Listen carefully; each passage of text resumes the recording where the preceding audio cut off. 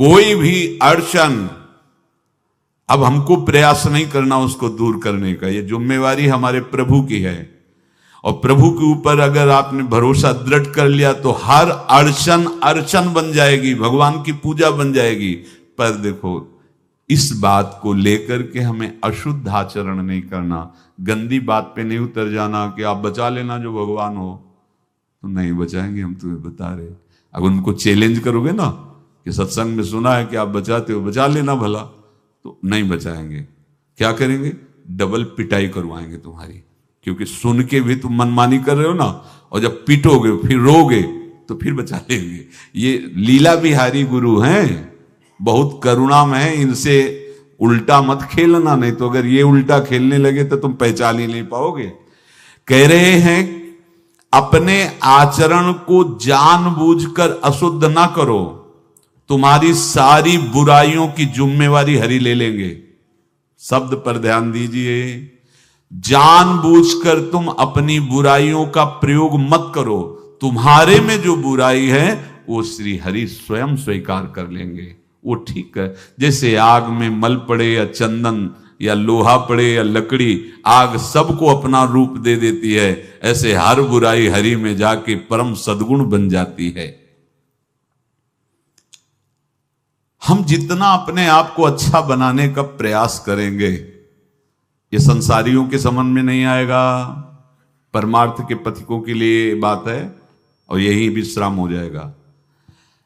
हम अपने आप को जितना अच्छा और बड़ा बनाने की कोशिश करेंगे, उतना ही हमारा प्रयत्न हमको नीचा गिरा देगा।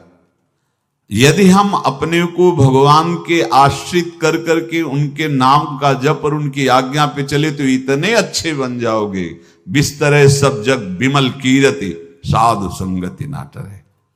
इतने महान बन जाओगे कि विश्व आत्मा भगवान जब हृदय से लगा लिए तो जा पर कृपा राम की हुई, ता पर कृपा करे सब कोई। स्वामी का प्रभाव दास में आ जाता है। अरे एक साधारण कीड़ा, भृंगी अपना प्रभाव दूसरे कीड़े पर डालकर उसे भृंगी बना देता है, तो भगवान का नाम गुण रूप लीला धाम तुम्हें ये नहीं प्रदान कर देगा? भगवद आश्रय लेते ही जिसके भय और विषाद नाम जप से नष्ट हो गए, नाम जप और सत्संग से, उसके हृदय में ऐश्वर्य भगवान का प्रकट होता है। तो बाह्य और आंतरिक दोनों वो ऐश्वर्यवान होता है। ज्ञान, विद्या, श्री, कीर्ति, शक्ति, सौंदर्य, माधुर्य ये प्रकाशित होने लगता है। बिना किसी बनावट श्रृंगार के उसके चेहरे पर आकर्षण होता है, देखते ही हृदय लुभायमान हो जाता है। ऐसा माधुर्य होता है भक्तों का, क्योंकि माधुर्य सिंधु प्रभु का चिंतन होता है। जो भगवान के आश्रित है उसे भय की तो कोई गुंजाइश ही नहीं है, कोई गुंजाइश नहीं। क्यों? क्योंकि वो भगवान सर्वशक्तिमान उसकी रक्षा में रहते हैं। बहुत छोटा सा प्रसंग है। एक नीलांबर दास नाम के महान भक्त हुए हैं, जन साधारण गृहस्थ की तरह जीवन व्यतीत करते थे। एक दिन उनको सत्संग सुनने को मिला। सत्संग में जब जैसे यही सब सार बातें, तो उनको लगा कि अभी तक तो हम अपने को पूर्ण मान रहे थे कि हमारे पास रुपया है, पत्नी है, पुत्र है, घर है, सब मौज मस्ती है, लेकिन ये सब छूट जाएगी मरने के बाद, फिर मेरे पास क्या रहेगा? सत्संग यही अंदर आपके विवेक डालता है। बड़ा पश्चाताप उनके हृदय में हुआ। ये है कृपा, जिसको अपने लौकिक भोगों के बीच में रहकर उनसे जलन पैदा होने लगे, जान लेना भगवान उन पर बहुत कृपालु हो गए हैं।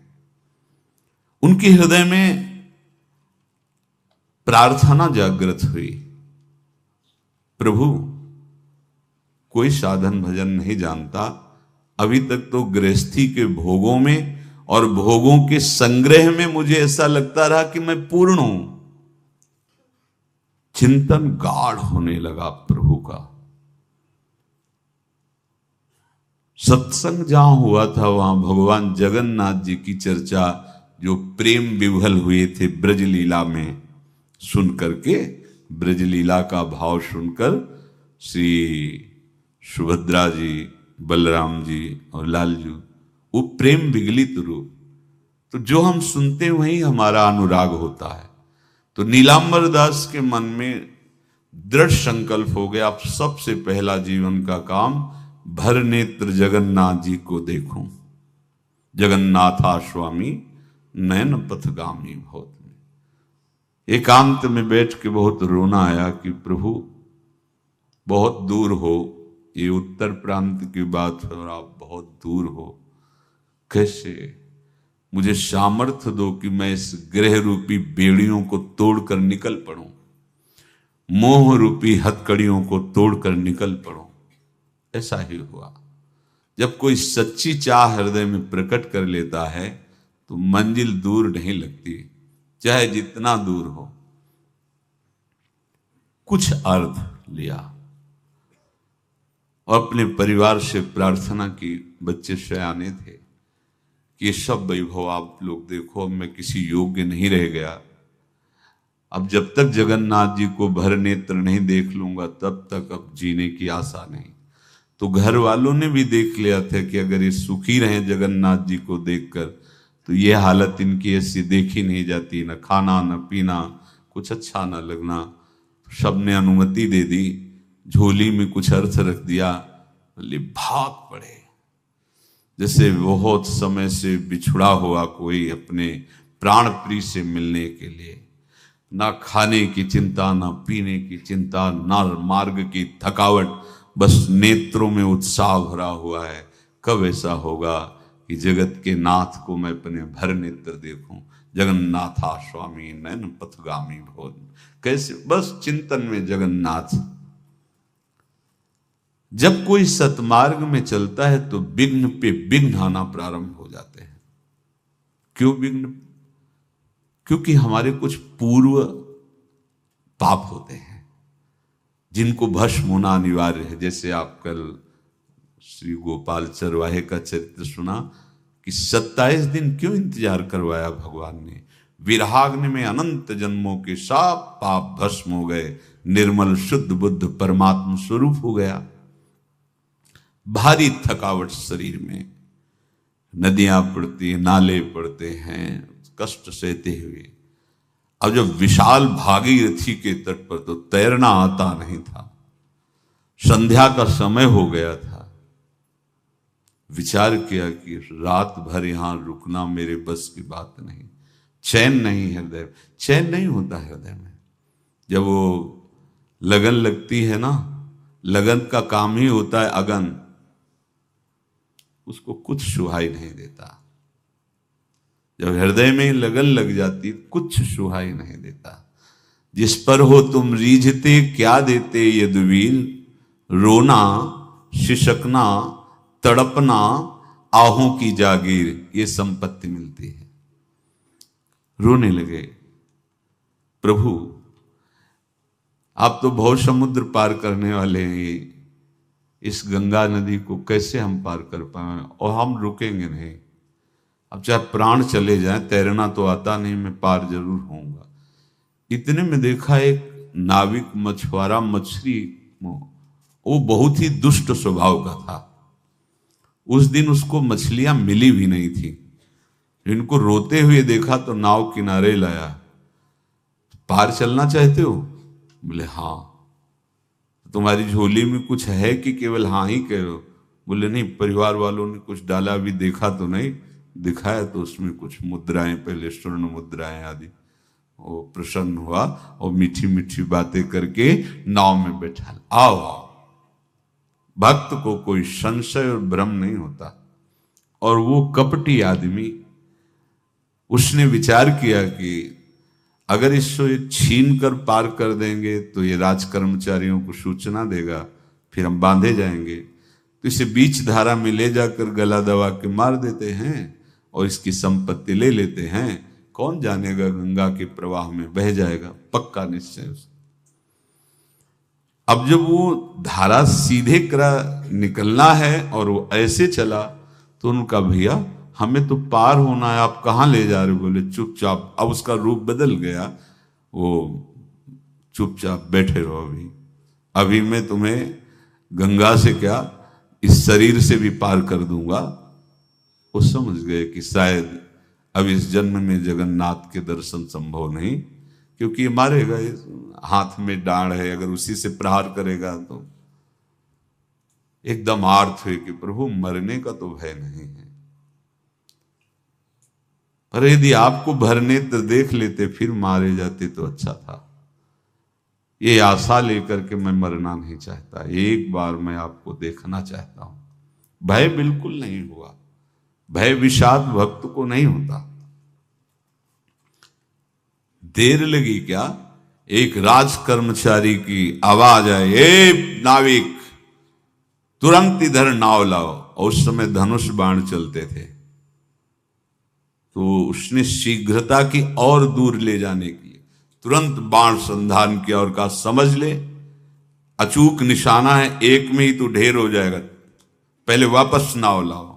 अब वो घबरा गया, वापस नाव लाए। तेरे मन में क्या विचार चल रहा है? तू इसको मारना चाहता है? अगर तुझे बचना है तो मेरे देखते देखते उस पार पहुंचा और इनको प्रणाम कर। कौन था ये? कौन ही राज कर्मचारी था? यही है भक्त। निर्भय होता, उसे कोई भय थोड़ी होता है।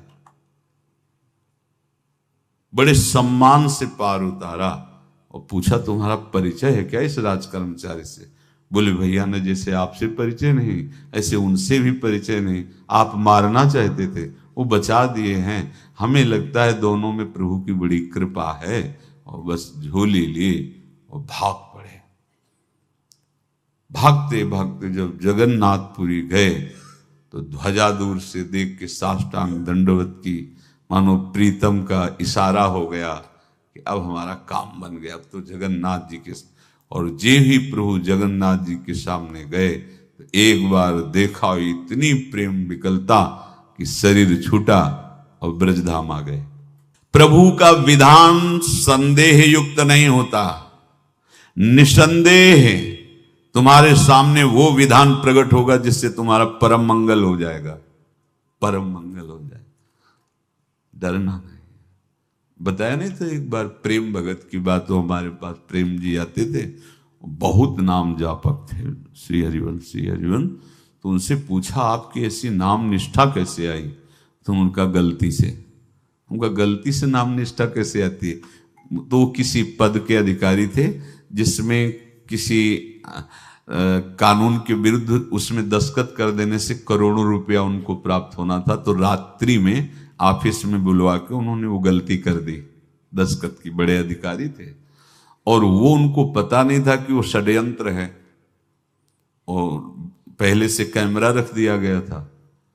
पूरा वीडियो लेते देते, बातचीत करते, दस्तखत करते, सब प्रमाण।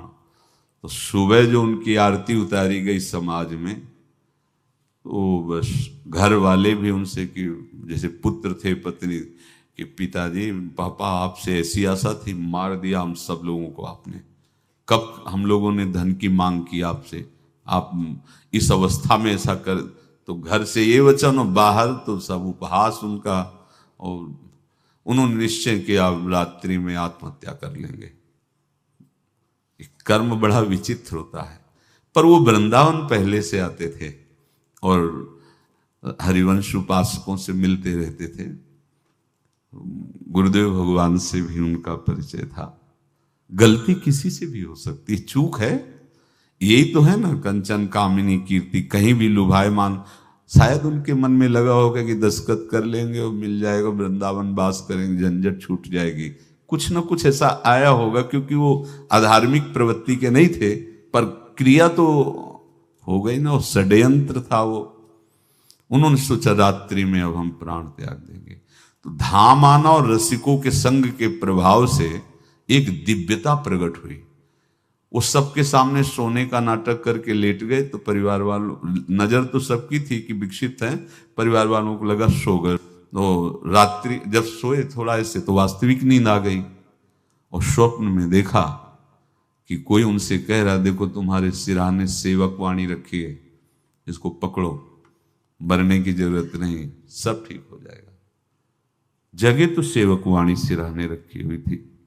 जैसे एक भक्त को तुलसी दल नामक ग्रंथ सिरहाने रखा, अरे अलौकिक शक्ति संपन्न भगवान और भगवान के पार्षद हैं, बस सब बात हट गई और उनकी जिह्वा और उनके मन ने, जैसे ना मरने वाले को प्राण मिल जाए कि भाई प्राण रक्षा, ऐसा को श्री हरिवंश हमारे रसिक समाज में जब वो आते थे उनका अच्छा सम्मान होता था।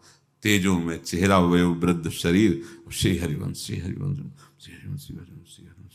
ऐसे चलता रहता, बात करते और श्री हरिवंश ऐसी नाम में रति देखी। देखो ना क्या हुआ, घटना क्या थी, दृश्य क्या था, जीवन बिल्कुल व्यर्थ हो क्या गया, लोक सम्माननीय जीवन बन गया, महात्मा बन गए और भगवत प्राप्त हो गए हैं, उनका शरीर छूट गया है। तो यहां कह रहे हैं कि तुम्हें किसी भी हेतु से अपनी चिंता नहीं अब करनी। प्रभु का विधान निसंदेह परम कल्याण में होता है, तुम्हें संदेह नहीं करना। कड़ुआ हो सकता है लेकिन अवसर तो मिल जाएगा श्री जी की तरफ भागने का। हम अपने को अच्छा साबित करने के लिए पूरा जीवन लगा दें, नहीं भाई, हम नीच आचरण वाले पर हम भागेंगे प्रभु की तरफ, लोक पावन करने वाले महात्मा बन जाओगे। सतरति शाह लोकांत, इसको बैठा लो, जीवन में काम आएगी, ये वस्तु काम आएगी, क्योंकि विपक्ष जोरदार है, माया कोई साधारण नहीं है। विश्वासी साधक का भगवान स्वयं जुम्मा ले लेते हैं। विश्वासी साधक का भगवान स्वयं, देखो अपने मन में तुम किसी प्रकार की चिंता न रख करके ये आज से विश्वास कर लो कि अब मेरे जीवन में जो होगा, मेरे प्रियाजू के द्वारा किया हुआ विधान परम सुखप्रद होगा, परम मंगलमय होगा।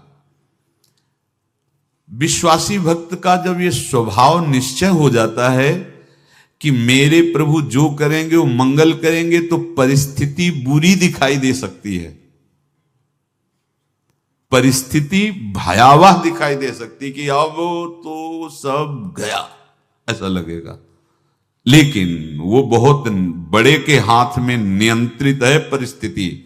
देखते देखते उस परिस्थिति का परिणाम निश्चिंत, निःशोक और निर्भय कर देने वाला हो जाएगा। भयभीत मत होना। बहुत ही अमृतमयी बातें हैं, अगर अपने साधन पथ पे हम इनको आदर्श मानकर चलें तो बहुत जल्दी आनंद आ जाए। किसी भी अड़चन को तैयार रहो, ये काल क्षेत्र है, मृत्यु क्षेत्र है। कुछ भी, कभी भी, कहीं भी, कैसे भी, सबके सब मर सकते हो। अभी यही खंबा टूट जाए, बिल्डिंग गिर जाए, सब मर जाओगे। कहां जाओगे? जहां ऐसे सुन रहे हो ना, ऐसे निकुंज में चलेंगे। अब हमें किसी भी अड़चन से कोई भय नहीं, किसी भी अड़चन से भय नहीं। आप ये खिलवाड़ मत समझे। किसी भी अर्थ कोई तुम्हें नहीं रोक सकता आप श्री जी से मिलने के लिए। ये आगंतुक भय एक स्वाभाविक होता है। जैसे पूज्य श्री मंगनानंद जी सरकार सेनपुर, बहुत उच्च कोटि के ब्रह्मलीन महापुरुष, तो एक चौकी पर ऐसे बैठे हुए थे और बहुत से ऐसे संतजन परमहंस सब बैठे हुए थे और ब्रह्म चिंतन के विषय में चर्चा चल रही थी। तो एक संत आगंतुक वृंद आए ऐसे गंगा किनारे। तो उस समय स्वामी जी कह रहे थे मंगनानंद जी कि एक होता है विचार भय, वो संतों में कभी नहीं होता है, और एक होता है तात्कालिक भय, वो सबको व्याप्त हो जाता है। तो उन्होंने कहा कि स्वामी जी वैसे हम आपका आदर करते हैं, लेकिन इस बात पर हमारा मतलब मन नहीं बैठ पा रहा है कि जो ब्रह्म स्वरूप को जान गया है उसको विचार भय तो होगा ही नहीं, लेकिन स्वाभाविक भय कैसा हो सकता है? तो सिद्ध पुरुष थे। उनका स्वामी जी बैठो, प्रसंग पूरा होने के बाद फिर आपका उत्तर हो जाएगा। ऐसे चौकी लगाई, बैठे, और बैठे थे बट वृक्ष के नीचे। तो एक जैसे बाज है, गीद पक्षी है, उस समय तो वो संध्या का समय था, आके ऐसे जे ही बैठा तो खरबर खरबर वो डाल, तो महाराज चौकी के नीचे हो गए, जो गंगा किनारे से आए थे ना, तो कहा स्वामी जी ये विचार भय है या स्वाभाविक भय है या आपको ब्रह्म चिंतन या ब्रह्म बोध नहीं? तो हंस दिए, बोले उत्तर मिल गया, ये स्वाभाविक, जैसे अभी बंदर चीख दे तो सब घबरा जाओगे ना, विचार भय नहीं है ये आगंतुक स्वाभाविक भय, भय विचार भय कि अब जो है ऐसा होगा, ऐसा हो सकता है, नहीं नहीं, वही प्रसंग चल रहा है, भगवान प्रमाण देते चले जा रहे हैं। देखो कोई भी भय, कोई भी अड़चन अब तुम्हारा अमंगल नहीं कर सकती, पक्का मान लीजिए, डरो मत। देखो इसमें इसीलिए प्राणों की बाजी लगा के, अब हमारे प्राण नहीं हैं, हमारे प्राण प्राणनाथ को समर्पित हैं, मेरे प्राणनाथ श्री श्यामा, तो क्यों भय करें? तो हम ये सब कर किसके लिए रहे? श्यामा जी के पास पहुंचने के लिए। श्यामा जी के पास पहुंच गए, हमें श्यामा जी के पास जाना है। ये बिल्कुल छोटी मोटी बातें, अंदर ये जो सांसारिकता है इसका त्याग करो, आप इस बात को समझो। गुरु गोविंद सिंह, लाखों की समाज बैठी हुई थी, उन्होंने कहा कि अगर तुम आजादी चाहते हो तो तुम्हें अपने प्राण देने पड़ेंगे हमें। खड़ा हो कोई व्यक्ति जो अपने प्राण देना चाहता है, मैं उसे आजादी, आजादी दो प्रकार की, एक प्राकृतिक आजादी और एक दिव्य आजादी, दोनों देने में समर्थ थे गुरु गोविंद सिंह।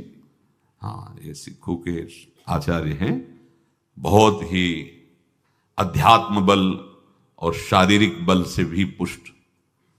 एक खड़े हुए हिम्मत करके बोले आ, गड़ा सा हाथ में अंदर गए और ऐसा लगा कि उनकी गर्दन उतार दी गई और ऐसे रक्त प्रवाह सा नाली से बहा, जो सबको दिखाई दे रहा था।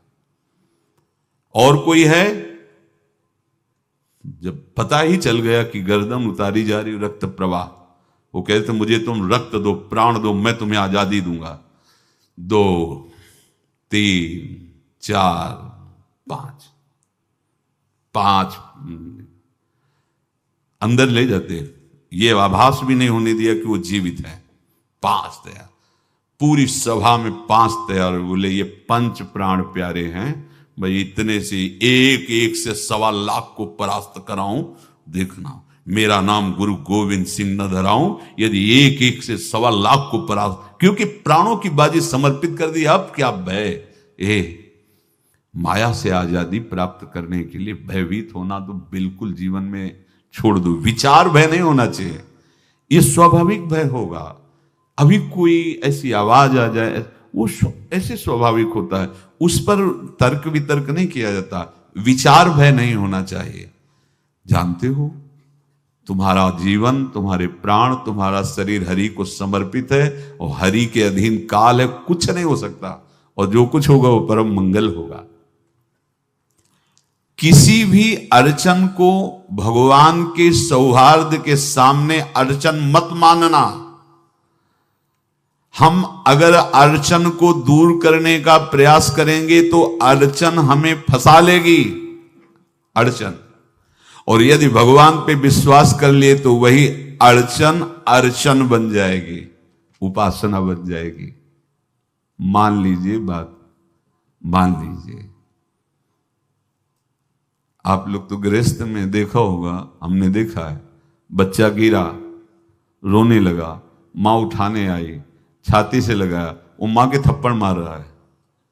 यद्यपि वो कुछ जानता नहीं, पर भाव जब उसके देखे, बलिहार है, इस वात्सल्य की बलिहार है, ये मां को मार के कह रहा है, थप्पड़ मार के, अब तू छाती से लगा रही, जब गिरा और चोट लगी तब तू कहां थी, क्यों ले उठाया? ये अधिकार हरि, वो तो अल्पज्ञ मां है, पर हम तो सर्वज्ञ हरि के वात्सल्य में डूबे हुए हैं। हमको तो भय बिल्कुल नहीं होना चाहिए। पूज्य श्री सूरदास जी के शब्दों में मानो नीलांबर दास जी की ही प्रार्थना हृदय से प्रकट हो रही। कह रहे हैं, कृपा अब कीजिए बलि जाऊं। मुझे पता नहीं था, मैं मोह निद्रा में ऐसा सो रहा था कि नाना प्रकार के स्वप्न देखकर राजी हो रहा था। संत सत्संग मिला तो मुझे पता चला ये तो जो कुछ भी है सब व्यर्थ है। ये मकान, ये परिवार, ये धन, ये वैभव, ये पद प्रतिष्ठा, ये केवल चंद मिनट की चांदनी है। जब यमदूत आएंगे, मारेंगे, पिटाई करेंगे, नरक ले जाएंगे, तब कोई कौन साथ देगा? साथ में जाने वाला तो कुछ नहीं है। सत्संग में भगवान के चरणों का आश्रय सुना तो कह रहे कृपा अब कीजिए बलि जाऊं, बलिहारी जाऊं प्रभु, अब तो कृपा कर दो। कृपा तो हो चुकी है। होए विवेक मोह ब्रह्मभागा। कहां से विवेक आया? जब सत्संग मिलता है तब विवेक जागृत होता है, और भगवान की कृपा के बिना सत्संग नहीं मिलता। सत्संग मिला मानो भगवान आवाहन कर रहे हैं आपको अपने आनंद समुद्र में डुबोने के लिए। बिनु सत्संग विवेक न होई, राम कृपा बिनु सुलभ न सोई। सच्ची मानिए, सत्संग ये केवल भगवत कृपा से मिलता है। पहली कृपा तो सत्संग हुई, अब विवेक जागृत हुआ, तब सब होए विवेक मोह ब्रह्म भागा। तो मोह में जो ये सब अच्छा लग रहा था, अब अच्छा नहीं लगने लगा, काटने को दौड़ने लगा। सबका प्यार, सबकी वस्तुएं, सब वैभव सम्मान, सब झूठा, सच्ची झूठा। फसाओ। प्रार्थना हृदय से निकली, कृपा अब कीजिए बलि जाऊं, नाहिन मेरे और को बल, चरण कमल बिन ठाऊं, कृपा अब कीजिए बलि जाऊं, बलिहारी जाऊं प्रभु, अब तो कृपा कर दो। मेरे में कोई बल नहीं है, कोई साधन बल, तपस्या बल, योग बल, ज्ञान बल, कोई बल नहीं। बस हृदय से मैं आपके चरणों का आश्रय लेता हूं। वैसे तो अगर हम अपने मुख से अपना परिचय दें तो हों असौच, अकृत, अपराधी, सन्मुख होत लजाऊं,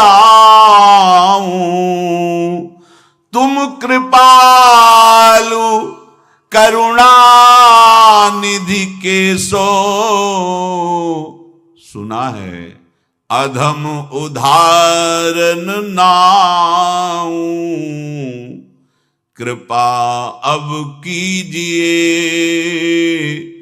बलि जाऊं। किसी योग्य नहीं हूं, अपराधी हूं, अकृत, अशौच, सदैव मन और शरीर दोनों अपवित्र रहा है।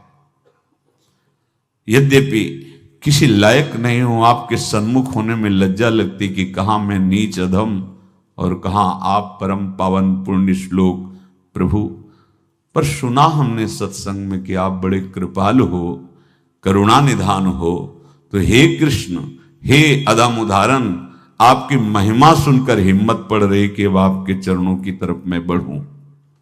क्योंकि विचार करके देखा, कोई ऐसा नहीं है जो मुझे संभाल सके, मेरी रक्षा कर सके। काके द्वार जाए हुई ठाढ़ों, देखत काहि सुहाऊं, असरन सरन नाम तिहारो, हो कामी कुटिल निभाऊं। प्रभु, किसके द्वार जाके खड़ा हूं? जितने देवता हैं ये सब बनिया की दुकान की तरह हैं। तुम्हारे पास जितने पुण्य साधन है उतना ही फल मिलेगा। मेरे पास तो कोई बल है नहीं, तो कोई मुझे तो स्वीकार करेगा नहीं, ठुकरा देगा। नाथ, सुना है आपका नाम सत्संग में, असरन सरन है, जिसका कोई नहीं होता उसे आप स्वीकार कर लेते हैं। मैं बहुत कामी हूं, कुटिल हूं, पर एक ही ठौर है, आप मेरा निर्वाह कर सकते हैं। कलुषी अरु मन मलिन बहुत, मैं बहुत कलुष हूं, बहुत मलिन मन हूं, पर बिना स्वार्थ के आज तक कोई काम किया नहीं, तो आपसे भी सौदा करके ही शरण में होऊंगा। सेत में तो न बिकाऊं, तो आपसे भी सौदा है हमारा। सेत मेत में शरण नहीं हो जाऊंगा आपकी, यद्यपि मैं ऐसा बता दिया पूरी। देखो भक्तों का हृदय कैसा होता है। हाँ, क्या चाहिए आपको, क्या चाहिए? तो सूर पतित पावन पद अम्बुज, सो क्यों परिहरि जाऊं, कृपा अब कीजिए बलि जाऊं। सेत मेत में नहीं बिकाऊंगा, आपके चरण का मोल लूंगा। सदैव आपके चरण हमारे हृदय में रहे, मेरा मन आपके चरणों के आश्रित रहे। ये दे दो, अब मैं आपका ही हो गया, बिक गया। ये मूल्य आपको देना पड़ेगा। आप अपने चरणों का आश्रय और अपना चिंतन, हमारी तुम्हारी होड़ पड़ी है। ना जाने करिहो अब कहा तुम नागर नवल हरी, मोहि प्रभु तुम सो होड़ परे।